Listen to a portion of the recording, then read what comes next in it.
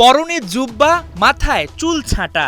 Saudi আরবে পবিত্র ওমরা পালনে ব্যস্ত সাকিব আল হাসান।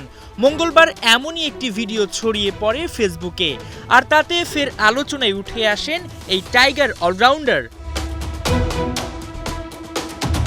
অনেকদিন ধরেই জাতীয় দলের বাইরে আছেন সাকিব। সবশেষ খেলেছেন ভারতের বিপক্ষে টেস্ট সিরিজ। এরপর থেকে পরিবারের সঙ্গে যুক্তরাষ্ট্রে সময় কাটাচ্ছেন তিনি। খেলেননি শারজায় আফগানিস্তানের বিপক্ষে ওয়ানডে সিরিজ।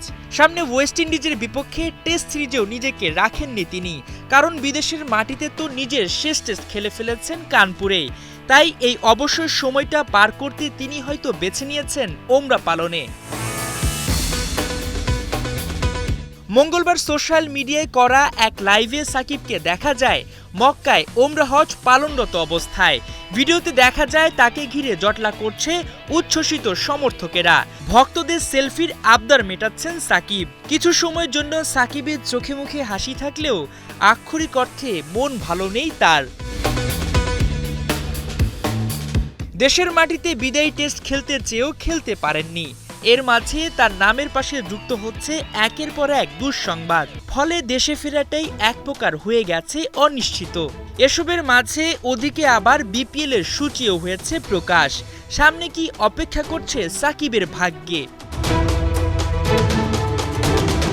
যদিও বিপিএল শুরু হতে এখনো বাকি 1.5 মাস।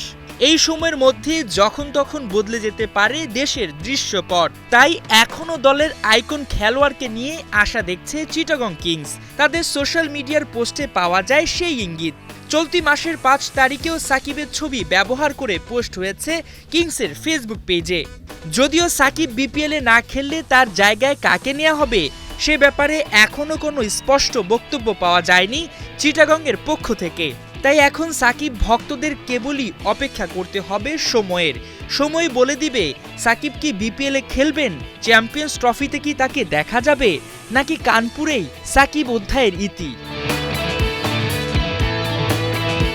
মাহমুদুল হাসান সজীব, ৭১।